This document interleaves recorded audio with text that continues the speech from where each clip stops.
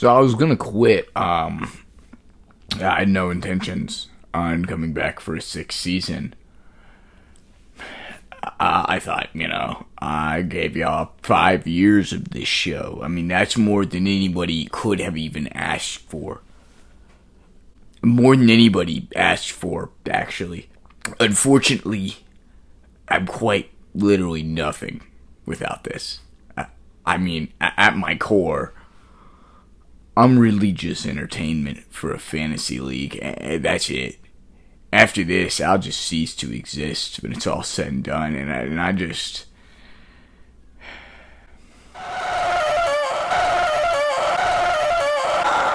Do it, you pussy! I couldn't do it. I'm scared, okay? The thought of nothing terrifies me. I mean, realistically, it's not as scary as having Luke's roster. Actual nothingness would bring me more happiness than that. Well, boys, football's back. You know what that means. It's another beautiful year of me taking Zach Hollis's name and just running it through the dirt until I, of course, inevitably lose to him in week 7 and kill myself. But until then, our show's producers have some witty jokes, comical situations, and stale punchlines for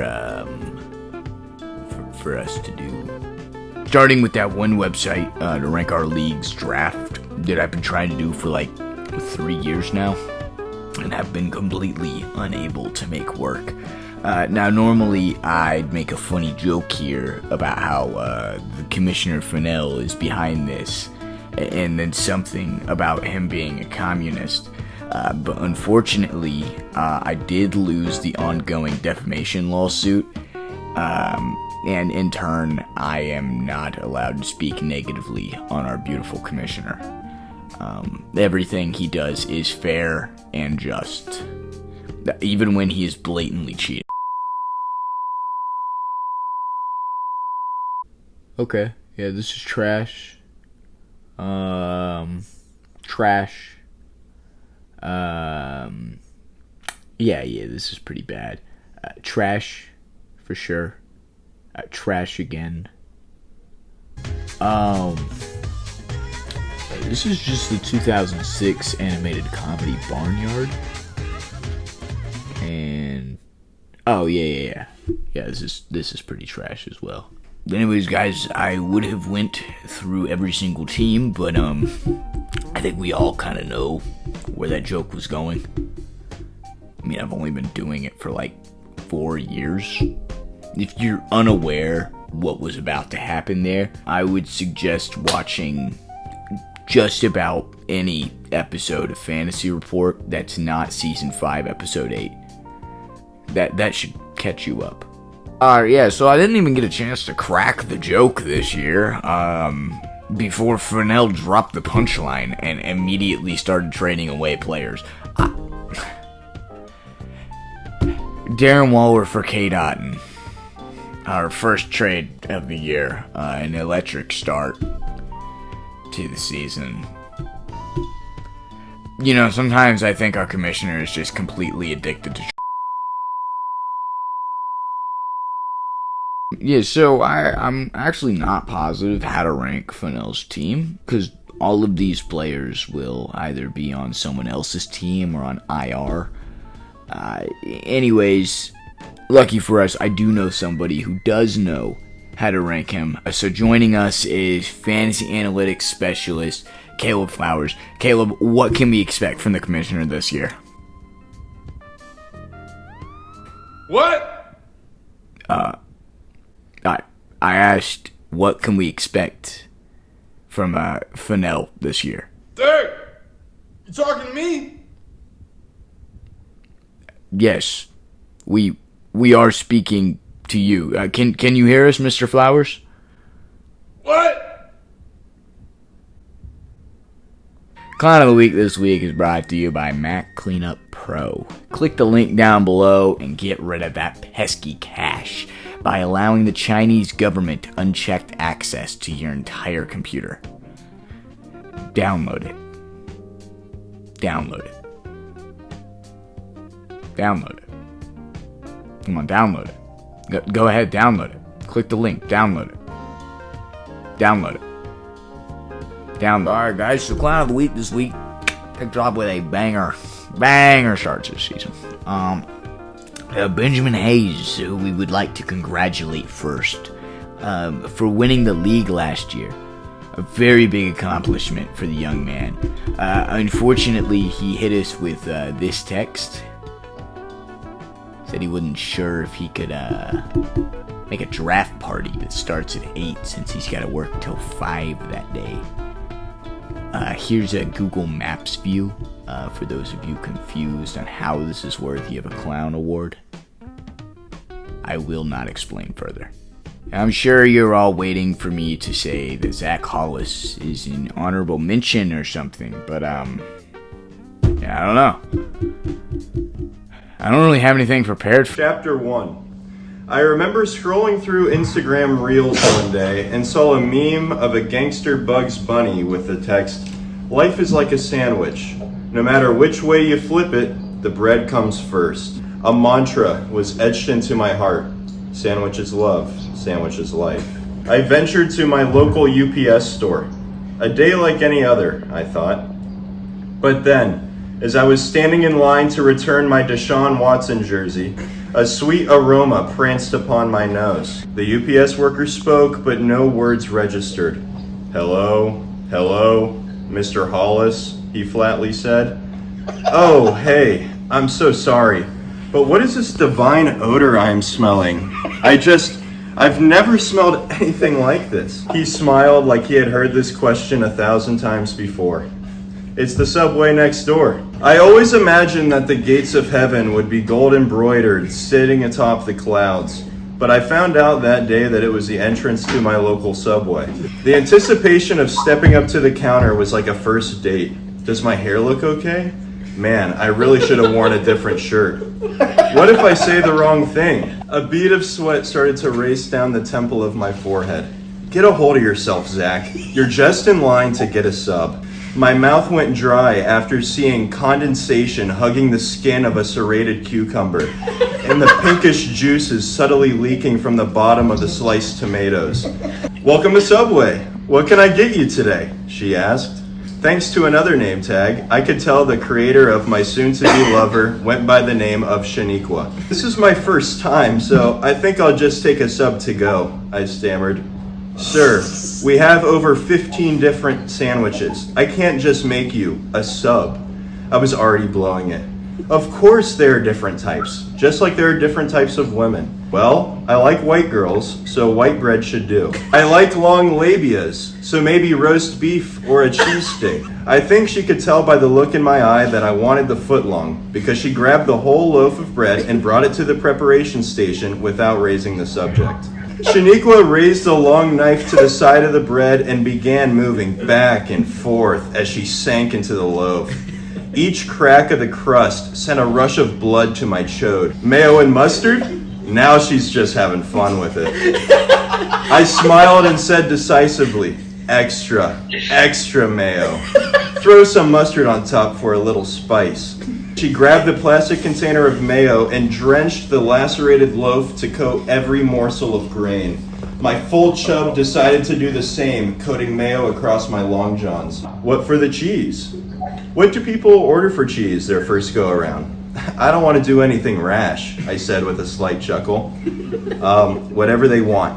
I'm losing her." I then proceeded to have my sweet love take a trip to the tanning salon. While I had already relieved myself, the anticipation caused my hog to tingle yet again. Eventually, the timer went off and my sweetheart was placed down once again on the preparation station. Oh, how I missed you. I never made it past first base with the girl, but now I'm getting thrown into the topping stage? "Lettuce," I said assuredly. The luscious locks of lettuce would look great atop her.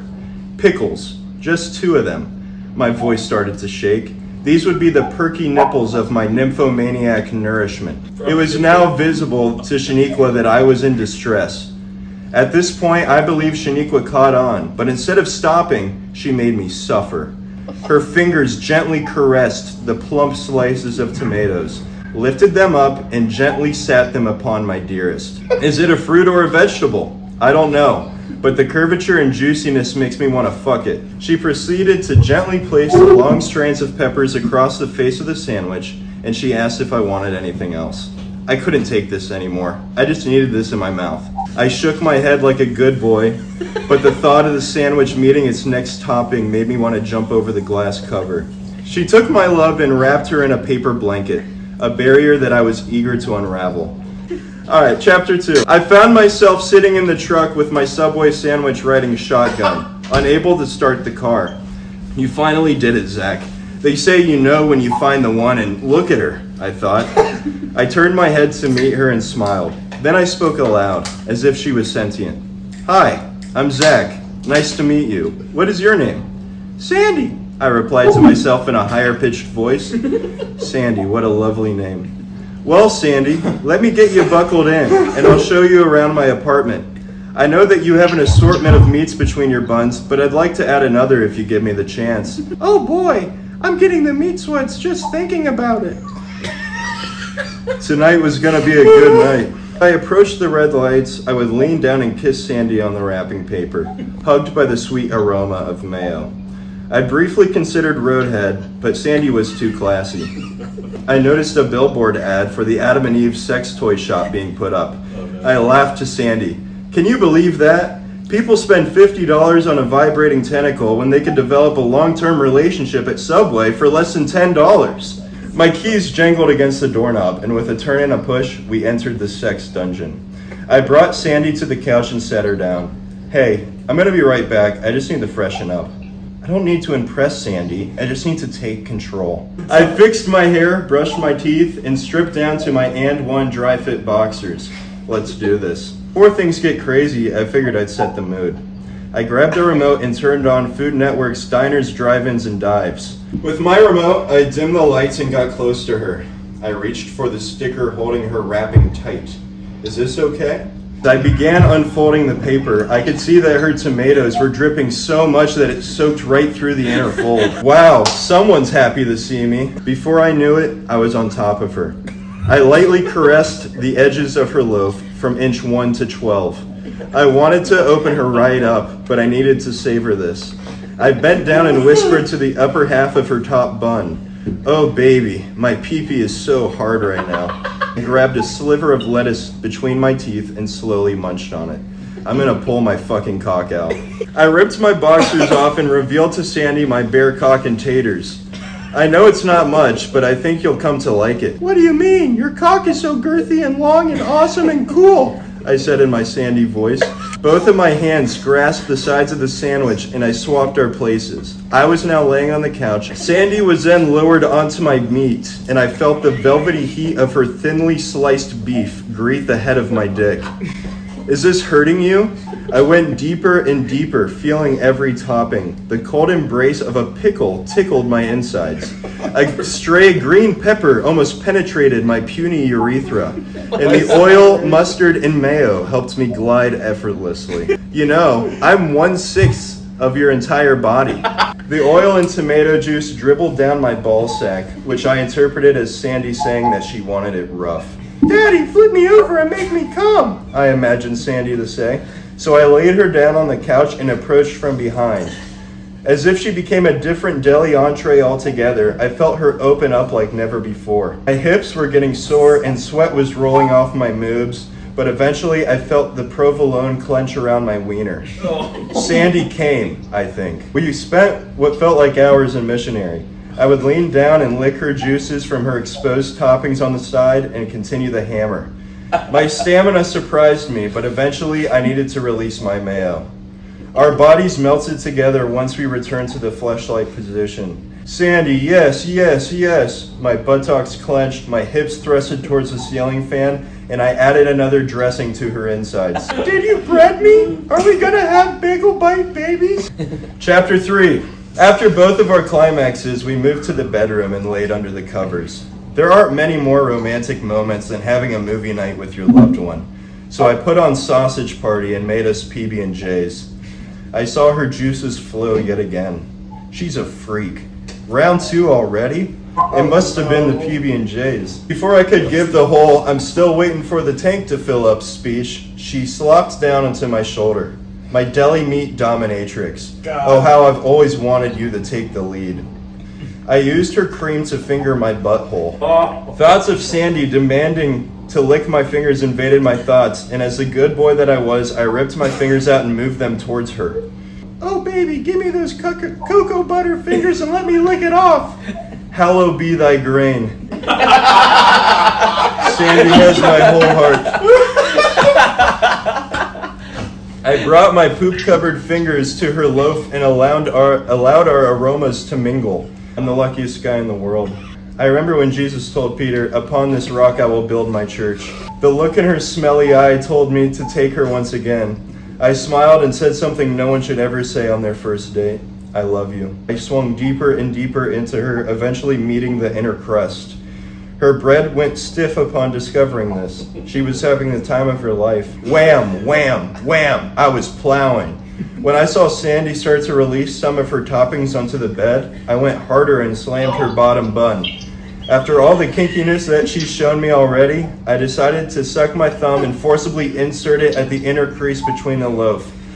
A green pepper came out the other side. She liked it. At this moment, I realized that her aroma had went through a metamorphosis. Instead of the perfume-like scent of mayo and sliced meat, the tinge of scat now complemented her odor to such a degree that it became its own aphrodisiac. It was intoxicating. My pace was now in double time as she telepathically told me, "Oh, Zach, I'm about to come." My rod was breaching toppings I've yet to feel, and on my crescendo, I felt the provolone drape along my cock. She had her climax. Now it was time for mine. My sexual id took control of my mind, and I pounded Sandy harder than ever before. Like the slamming of a door, I drove into her, spewing green peppers, tomatoes, pickles, lettuce, meat, cheese, and condiments everywhere. Upon a roar of euphoria escaping my lips, the submarine finally received its semen. My confidence and satisfaction was on cloud 9 when it plummeted to the depths of Hades. When I looked down, I saw Sandy strewn about my bed sheets with her insides outside of her. I panicked. What do I do? What do I do? I thought to myself. I completely overdid it, and now Sandy is dying right in front of me. I threw the excess blankets and pillows to the side and rapidly began placing her insides back into her. Like a game of Operation, I carefully pieced her back together. Sandy was assembled again correctly, but the bread was too weak to hold it in place. Thoughts of losing my sweet delicatessen flooded my mind, and in a cry I pleaded to my Lord, "Please save her!" It was just like everything I've ever done. I get something good and I find a way to fuck it up. In my own kowtow, my ears perked up at the sound of the ice machine coming from the kitchen. That's it, I thought, cryogenesis. If I freeze Sandy, her grains would stiffen and be able to support her consumable core. Just hang in there, don't go to sleep. I pleaded with her to tears in my eyes. I'm so sorry. Chapter 4. As I walked into work the next morning, I greeted my peers as usual. Christian stopped me and said, "Good morning. Hey, I went to the Pride Parade this weekend and brought back some party beads. Why don't you take some?" I smiled and accepted his offer, and once I got to my office, proceeded to set them down in the trash bin. Despite the wonderful start to my day, my eyes always tracked their way over to the clock. It seemed like every 30 minutes my gaze met the disappointing numbers on the clock. Just a little more until lunch break, I thought. My previous daydreams consisted of dream sandwiches, but last night it was real. Sandy's smile was burned into my mind. My feelings regarding the previous night compounded when I raised my fingers to my nose. They still smell like her, I thought. My heart dropped a little when I thought of how our night ended. I felt bad for what I had done. I let the monster inside of me out. How could I deny myself roadhead due to her classiness, but then violate her the way I did last night? Before my emotions slipped over the edge, my alarm went off. It was time for lunch. Lunchtime was a sacred time. Nothing would stop me from enjoying myself. Traffic was worse than usual, but it only served to heighten my anticipation. I can't wait. I looked at my passenger seat and saw the slight indent of where she was sitting. Due to the pain in my lower abdomen, I couldn't lean over and place my nose on it, but I rubbed my fingers in the crease and proceeded to lick it. After catching my breath and reorganizing my thoughts, I turned and entered the door. The smell of meatballs smacked me across the face, and the vibrant prints of vegetables surrounded me. I had half the sense to turn around when I heard, "Hey, welcome to Subway." Shaniqua, strong and vibrant as ever, stood ahead of me. I approached the counter to speak with her. "Shaniqua, I just wanted to say thank you so much for what you did for me yesterday. I don't know how I can repay you." Before Shaniqua could reply, I took 2 steps back and looked her in the eye. My hands had a mind of their own as they unbuckled my belt and dropped my slacks and boxers to my ankles. "Thank you," I said, and with one decisive push, Sandy shot out of my asshole and plopped on the floor. Subway, eat fresh. Alright guys, we got predictions for the week. I will not be saying those anymore, as it is so much more efficient for me to just write those things down and let you guys read them off the screen for a little bit. I mean, this on average will save us like 3 minutes per episode. Not actually sure how long I have to keep this video going for all the predictions to have appeared, so I'll assume they're done. Anyways, guys, it's been a pleasure kicking off Season 6 with you. Before I go, of course, it would be criminal for me not to mention our first canon event of the year. Our beloved commissioner pissing off league owners. What's new? He forgot to go over the Travis Hunter points before the draft, and I will admit valid points were made on both sides as to why this happened, but ultimately this can be summed up as yet once again another cheat. For now, let's crack open a cold one. In my case, this is actually warm. But you know what, everyone? Let's just enjoy ourselves some Week 1 football, alright? We're back. We've made it back. So, you've been waiting to hear it for a whole year. I've been waiting to say it for a whole year. Godspeed from the Cock and Ball Torch organization. Good luck to every single one of our competitors this week. You all know where this is going. I do not want Cody to score at all. That does not apply to you, Cody. I want you to score 15 points. Good luck to the rest of the 13 of us. You, on the other hand, I hope your whole team is dead.